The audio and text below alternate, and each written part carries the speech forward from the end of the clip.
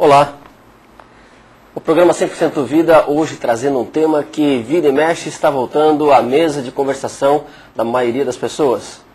A questão é, há um destino traçado para a sua vida? Há algum plano elaborado para aquilo que você vivencia? Ou você toca a vida vivendo cada dia o seu momento, empurrando essa vida com a barriga? Eu sei que a cada momento vale a pena voltar e refletir sobre isso e, particularmente, buscar na Bíblia o que a Bíblia tem a nos dizer sobre essa questão. Pastor João Campos, é gostoso quando a gente pode estar abrindo a Bíblia e vendo o que Deus fala sobre esse assunto. Com certeza, Pastor Thomas, ela é para a gente uma referência, né? E se nós pudéssemos dizer para as pessoas em que você se baseia para dar a sua opinião, nós podemos dizer sem medo, na palavra de Deus, que nós cremos que é a verdade, não é?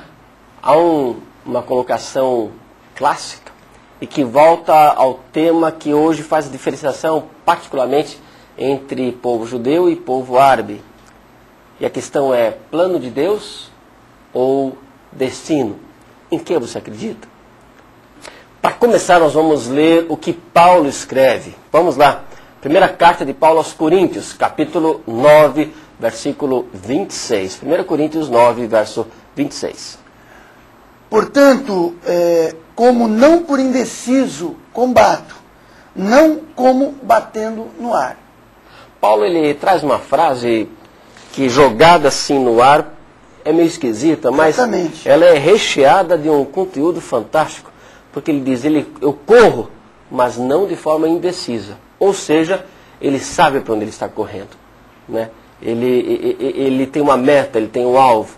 Ele diz, eu combato, mas não batendo no ar. Eu sei o que eu estou combatendo, quando estou combatendo, quanto eu vou combater e quando e como eu vou combater.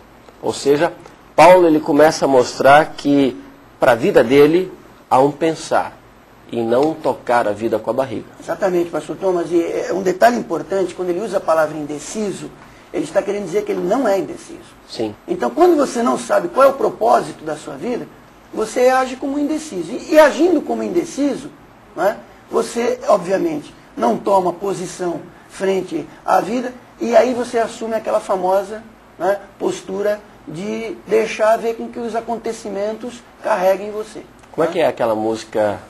Eu brinco sempre, né, a filosofia Zeca Pagodinho, deixa a vida me levar, né? Muito bem, isso foi o que nós lemos em relação ao apóstolo Paulo, mas voltando bastante, várias centenas de anos, séculos atrás, Davi, o rei Davi, ele escreve no Salmo 37, versículo 5. Salmo 37, versículo 5. Olha que colocação gostosa que Davi faz.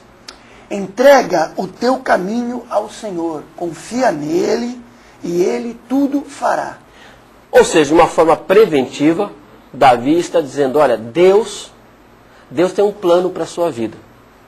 Se você pegar o seu caminho, em vez de você elaborar o seu caminho, em vez de você maquinar o seu caminho, você pegar o seu caminho, entregar nas mãos de Deus e disser, Deus, maquina o meu caminho, planeja o meu caminho, Deus vai fazer isso por você. Dá para você entender isso? Ou seja, segundo a Bíblia, Deus ele tem um plano para a sua vida. A pergunta é, você está disposto a entregar o destino da sua vida, a forma como você vai ver, o planejar da sua vida nas mãos de Deus? Davi aconselha, entrega o teu caminho, teu caminho ao Senhor, confia nele e ele tudo fará. Forte isso, né? Forte, e as pessoas podem entender mal esse versículo. Quando a gente diz entrega teu caminho ao Senhor, elas podem achar que é uma postura relapsa, que é uma postura comodista. Não é. Entregar o caminho ao Senhor significa uma decisão de que Deus conhece o que é melhor para a tua vida, né? E quando você transfere as principais decisões e orientações para Deus na sua vida, que quer o melhor para você, né? A palavra de Deus é clara, Ele quer o bem da sua criatura, né? Ele quer a nossa felicidade, é uma postura de decisão. Eu vou tirar o controle da minha vida, de mim mesmo, entregar para Deus e deixar que Ele dirija. Isso não é comodismo. Não é dizer Deus dará, Deus dará. Não é isso não. Não é isso não. É uma postura de decisão séria, né? De confiança absoluta naquele que quer o teu bem. No segundo livro de Crônicas, capítulo 7, versículo 14, uma colocação interessante. Antes de ler, presta atenção. Nós estamos nesse texto de 2 Crônicas 7, no momento quando Deus veio inaugurado o templo. Salomão construiu o templo de Salomão, um templo bonito, milhares de pessoas tinham trabalhado naquele local. O povo está em festa. Tanto o templo quanto o palácio estavam sendo inaugurados, um momento maravilhoso para o povo de Israel, jubilando, contentes, alegres. E Deus comenta com Salomão o seguinte: Salomão, isso no momento de festa. Quando vocês se afastarem de mim, quando vocês errarem, quando vocês tiverem atitudes que os afastam de mim, vão fazer o seguinte: Deus passa a dar um plano para Salomão, um plano de escape, um plano de fuga, para quando o povo estiver, ou estivesse, fora dos planos, fora do caminho do Senhor. Esse plano de fuga, Deus passa às mãos de Salomão antecipadamente. Olha o que ele diz, 2 Crônicas 7, verso 14. Se o meu povo, que se chama pelo meu nome, se humilhar e orar e buscar a minha face, e se converter dos seus maus caminhos, então eu ouvirei dos céus e perdoarei os seus pecados e sararei a terra. Nós estamos vendo que Deus planeja. Deus planeja e planeja bastante. A pergunta que muitas pessoas se fazem é: quando é que Deus começa a planejar para a minha vida? Algumas pessoas dizem assim: não, olha, Deus começa a planejar para mim a partir do momento que eu entrego a minha vida a Ele. Vamos ver o que é que a palavra de Deus fala? Abram comigo em Jeremias, primeiro capítulo, versículo 5. Jeremias, capítulo 1, versículo 5. Aqui nós temos Deus falando com o profeta dele. Olha o que Deus declara em relação a esse profeta. Antes que eu te formasse no ventre, te conheci. E antes que saísses da madre, te santifiquei. Às nações te dei por profeta. Tremendo isso, não? Tremendo. É uma palavra muito séria, não é?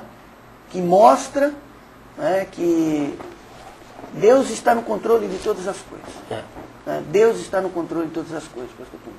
Inclusive daquele que é o desejo do coração dele em relação a cada um de nós, com certeza. Sabe, pastor João, muitas vezes eu tenho estado no hospital com minha esposa, nós somos médicos, eu e ela, e quando eu vejo um paciente que está ali entre a vida e a morte, quantas vezes eu não parei para olhar para aquela massa corpórea que é o ser humano e tentando, conversando com Deus, entender qual é o momento que de fato vida se estabelece naquele físico. Porque vejam, eu poderia chamar de vida o simples fato de existir, mas até aí um homem tem 2 milhões de espermatozoides em cada ejaculada que ele tem numa relação sexual. Eu pergunto, cada espermatozoide é uma vida humana? Cada espermatozoide é uma vida? Tira a palavra humana. Se cada espermatozoide é uma vida, então todo homem, toda relação está matando vidas. O que não faz muito sentido. Então, o fato de existir não significa que isso propriamente seja uma vida.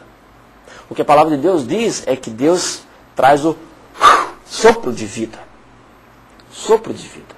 Então eu posso pegar uma célula, eu tiro essa célula do meu corpo, eu posso colocar essa célula numa substância para ela continuar se alimentando. Eu pergunto agora, essa célula tem vida? Ela existe. Mas de que vida estamos falando? Essa célula não vai a lugar nenhum. Quantas vezes nós encontramos dentro dos hospitais pessoas cujo coração está batendo, o pulmão está respirando, mas e aí?